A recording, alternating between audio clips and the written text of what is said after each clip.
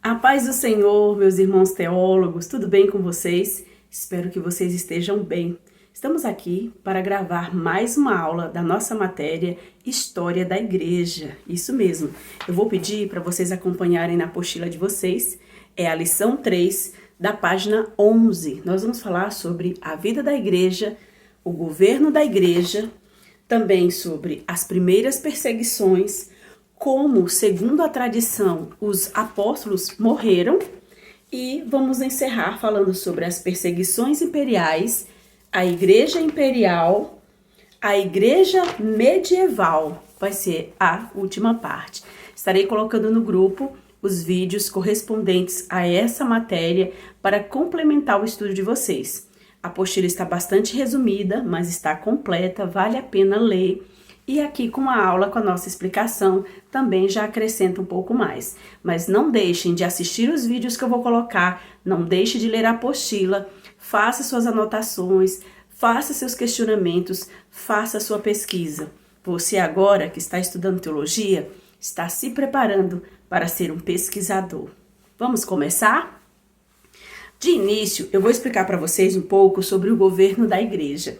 E essa parte que eu vou ler para vocês, eu tirei deste livro, que eu já indiquei para vocês, que é o livro O Cristianismo através dos Séculos. Eu fiquei de mandar um print do livro para vocês e acabei esquecendo, mas vou mandar nesta aula, tudo bem? Para que vocês possam pesquisar e ver se vale a pena, não no sentido de que o livro não vale a pena, mas dependendo do preço.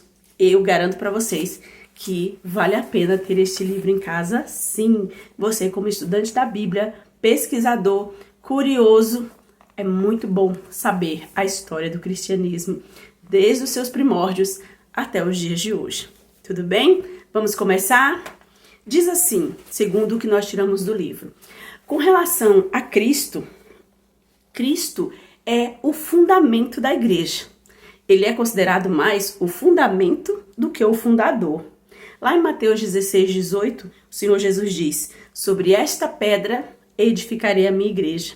E você sabe que a pedra não é Pedro, e sim Jesus. A resposta que Pedro dá é que é a pedra. Jesus olha para ele e faz um trocadilho grego e diz assim: tu és Petrus, pedra pequena ou pedregulho, mas sobre esta pedra, rocha firme, eu edificarei a minha igreja. Sobre a declaração que Pedro havia feito poucos minutos antes, dizendo que Jesus era o Cristo, o Filho do Deus vivo. Então, a igreja no Novo Testamento está sempre está envolvida por pessoas que acreditam que Jesus é o Cristo. Eles geralmente se reuniam em casas. Tem os versículos aqui, eu vou citar para você, mas você pode depois verificar até na própria apostila que também tem. Atos 12, 5, Atos 12, versículos 5 e 12, Romanos 16, 5, Colossenses 4, 15, Filemão 2. Em todos estes mostram saudações de Paulo, saudando uma determinada pessoa e a igreja que está na casa dela. Eles não consideraram uma organização ou denominação. Tudo era igreja. Não havia as construções como tem hoje, denominações ou organização da forma como temos hoje. Mas a origem da administração eclesiástica deve ser creditada ao próprio Jesus. Sim, porque foi ele que escolheu 12 apóstolos que seriam os líderes da igreja. Então, os primeiros líderes, para nós falarmos sobre o governo da igreja, foram os 12 apóstolos. Esses oficiais podem ser divididos em duas classes. Então, em primeiro lugar, os 12 apóstolos de Cristo foram os primeiros líderes da igreja. Mas como você sabe, os apóstolos foram morrendo. O último que morre é João, o irmão de Tiago. Mas os demais foram todos morrendo. Inclusive, Tiago, irmão de João, foi o primeiro que morreu. A Bíblia fala que ele morre a fio da espada. E eles foram morrendo. Os demais que os foram substituindo não eram chamados apóstolos. Eles não eram chamados de apóstolos. Porém, nós vamos ver aqui os dons, isso mesmo, as classes de oficiais, onde nós temos os oficiais carismáticos E nós temos os oficiais administrativos. Essa palavra carismático vem do termo grego carisma, que significa dom. Então, são ofícios, quando eu falo de oficiais carismáticos, eu estou dizendo que são ofícios que necessitam do dom. São ofícios que são exercidos através de um dom, de um presente que Deus deu para a igreja. E sabe onde estão escritos? Sabe onde está essa classe de oficiais carismáticos? Está em Efésios 4, 11 e versículo 12. E também 1 Coríntios 12 até o capítulo 14. Então, Efésios 4, versículo 11 e 12. Primeira carta de Paulo aos Coríntios, do capítulo 12 até o capítulo 14, estão falando sobre os ofícios carismáticos. Em Efésios 4, 11, ele é um pouco mais fácil de decorar. Lá o de Coríntios, você vai precisar ler, é isso mesmo. Leia do capítulo 12 até o capítulo 14, que você vai aprender muito sobre os dons espirituais. Diz assim: e ele deu uns para apóstolos, profetas, evangelistas, pastores e mestres. 5 dons ministeriais. E aí entra de novo apóstolo, mas este apóstolo não é como os 12, é isso mesmo. Os 12 de Cristo, eles tinham características diferentes. Se você ler Atos, capítulo 1, a partir do versículo 22, você vai ver Pedro justamente escolhendo alguém para substituir Judas Iscariotes. E ele descreve o que era necessário para ser um dos 12. Então, não era qualquer um. E tem mais, viu? O rapaz que foi escolhido lá, o discípulo que foi escolhido, de 120 que estavam com Jesus quando eles foram batizados com o Espírito Santo, naquela reunião, lá naquela casa onde estavam todos reunidos, dos 120, só 2 possuíam as características necessárias para participar ali do sorteio que eles fizeram da escolha. E ainda assim, precisava, ou vamos dizer assim, que o deles deu uma quebradinha ali, porque ficou faltando esta parte. Olha só, de 120, apenas 2 eram qualificados e ainda ficou faltando uma coisa muito necessária. Sabe qual foi? O próprio Jesus ter chamado. É isso mesmo, porque quando Pedro faz isso, Jesus já havia morrido, ressuscitado e sido assunto aos céus. Então eles fazem aquela escolha apressadamente, ou penso assim, que ele foi muito apressado. Por quê? Porque mais para frente veio Paulo. Paulo poderia ter sido o 12º apóstolo, mas acabou se tornando o 13º. E ele mesmo fala em suas cartas que ele é como um abortivo e que, na verdade, ele nem merecia, ele não era digno de ser chamado apóstolo. Porém, o que faltou naquele que substituiu a Judas Iscariotes, que foi o Matias, em Paulo aconteceu. Ele teve um encontro com o próprio Jesus e Jesus o chamou para uma grande obra. Então, Paulo é uma exceção da lista que Pedro ali coloca em Atos, capítulo 1, do versículo 22 em diante, mas Paulo teve ali o chamado do próprio Cristo. Então, esse ofício carismático de Efésios 4:11, o que seria? Apóstolo, profetas, evangelistas, pastores e doutores. A palavra apóstolo significa emissário, alguém que é enviado com um propósito, alguém que é enviado com uma missão. Você conhece alguém que faz isso nos dias de hoje? Você conhece alguém que tem esse ofício? É claro que conhece, são os missionários. Os missionários são aqueles que possuem o dom de apóstolo, de ser enviado com um propósito, com uma missão. Não é todo missionário que tem o dom de apóstolo, mas acredite, quando você sente a chamada missionária, é certeza que ou você tem o dom de apóstolo ou o dom de evangelista, aquela pessoa que tem um grande chamado para ganhar almas. Em seguida vem profetas e depois vem pastor e mestre. Todos eles são dons, ofícios carismáticos. O dom de profeta não é como o profeta do Antigo Testamento, mas é o dom daquele que tem a palavra em suas mãos, que é a revelação suprema, e recebe de Deus a aplicação para a igreja. Vamos continuar falando sobre isso um pouquinho mais na frente. Estou passando apenas rapidamente para tirar já algumas dúvidas de algumas pessoas que sempre nos perguntam se ainda existem apóstolos como no Novo Testamento ou se ainda existem profetas como no Antigo Testamento. E eu já estou te dizendo que este ofício carismático, que Efésios 4:11 traz, é um pouquinho diferente, mas é um dom e ele é para qualquer pessoa. Quando eu digo qualquer pessoa, eu estou falando homem ou mulher. Por exemplo, o dom de pastor. Vai ter pessoas que têm um cargo de pastor, mas não têm o dom de pastor.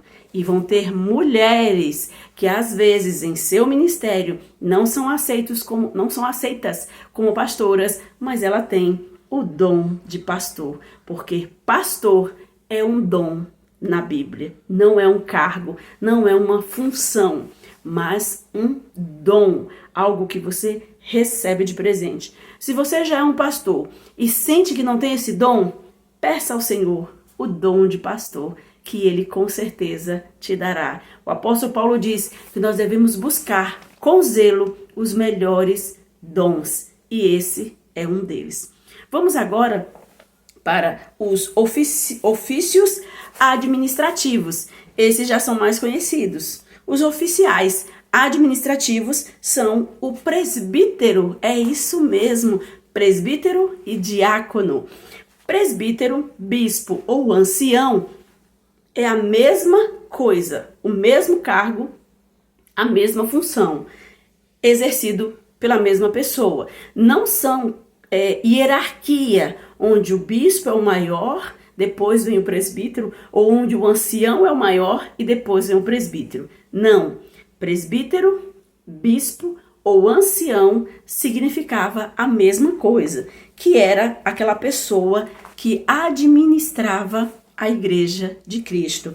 Tanto que está no livro dizendo assim, que esse era o cargo mais elevado da congregação local. Ele era o administrador da congregação. As qualificações de um presbítero são detalhadas e esboçadas pelo menos 2 vezes no Novo Testamento. E eu vou citar aqui para você e eu quero que você leia. Não faz sentido você ouvir a explicação e não ir consultar os textos bíblicos. Os textos bíblicos são importantíssimos para que na sua mente fique fixado aonde na Bíblia está confirmando o que eu estou dizendo. Eu não leio aqui na gravação para a gravação não ficar tão longa, coisa de 1 hora. Não é necessário. Em 20, 30 minutos, a gente traz a explicação, fala os textos bíblicos, você consulta e agrega conhecimento para você. Está em 1 Timóteo, capítulo 3, do versículo 1 ao 7. É o primeiro das qualificações do presbítero.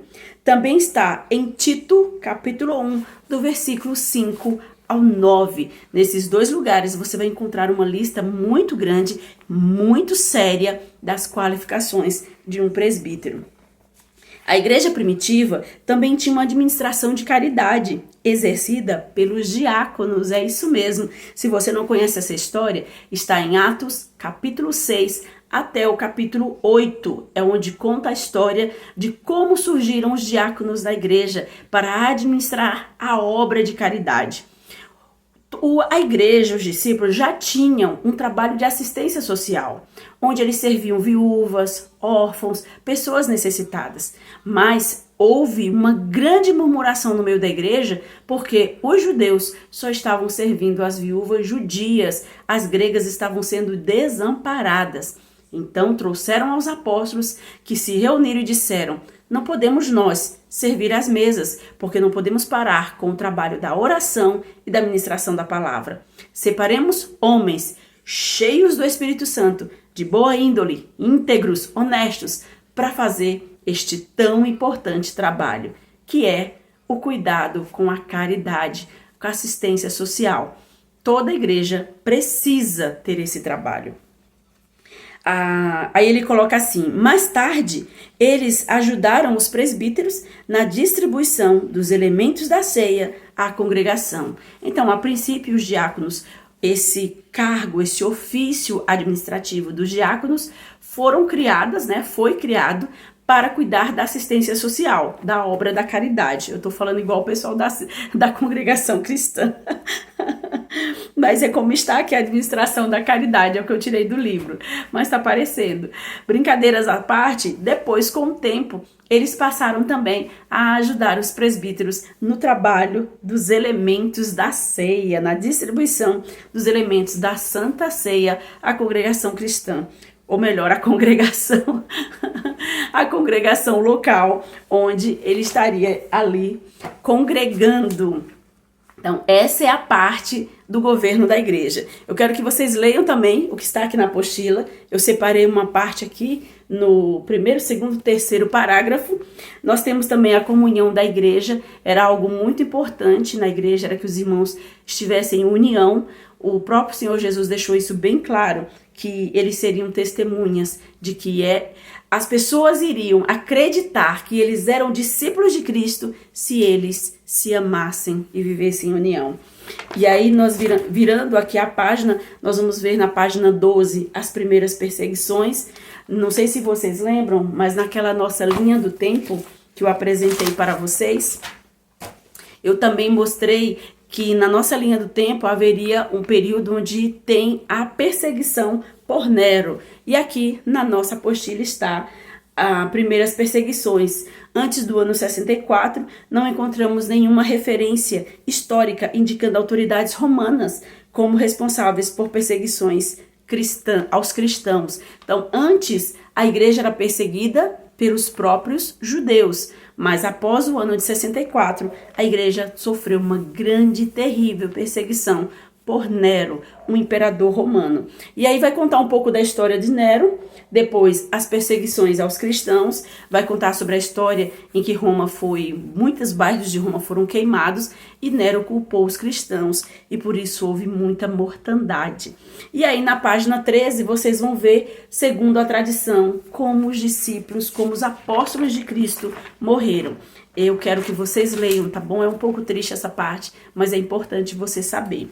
Na lição 4 e na página 14, ele vai falar sobre as perseguições imperiais, onde vários imperadores após Nero perseguiram a igreja, uns mais brandos, outros mais severos, mas foram muitos, a igreja sofreu muito, porém, quanto mais se matavam cristãos, mais pessoas se convertiam, quanto mais eles se espalhavam, mais a palavra de Deus se espalhava, para você ver o poder do evangelho. E aí na página 15 nós temos a igreja imperial, que é a igreja de Constantino, e isso mesmo, Constantino, no ano de 313, ele envia um edito, é chamado de o Edito de Constantino, onde ele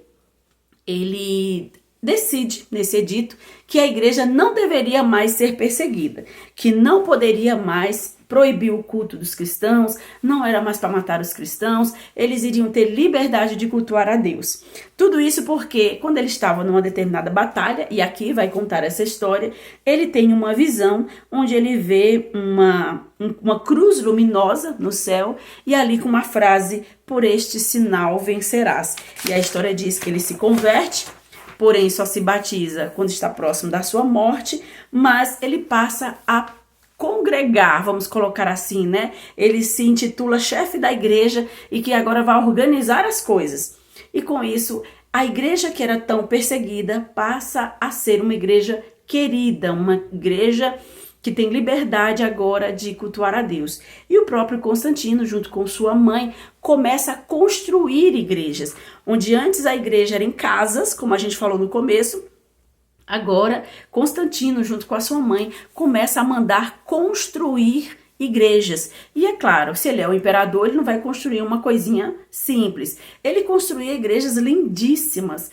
E se agora o imperador vai congregar junto com os irmãos, é necessário que o imperador esteja numa igreja bonita, numa igreja suntuosa, com belos bancos, com belos vitrais, que o imperador se sinta como se estivesse no palácio dele, ele precisava se sentir bem.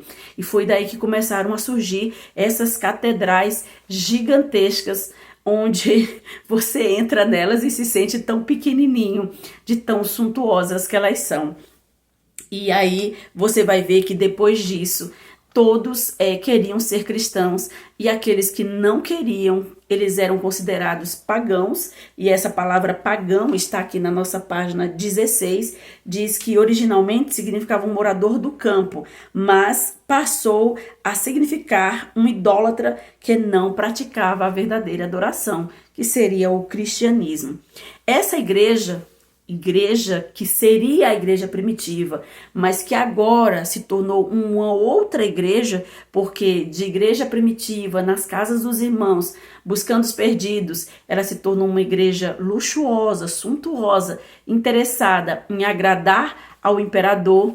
Ela se tornou a igreja medieval. E é claro, o nome dela também passou a ser Igreja Católica. A palavra católica significa universal.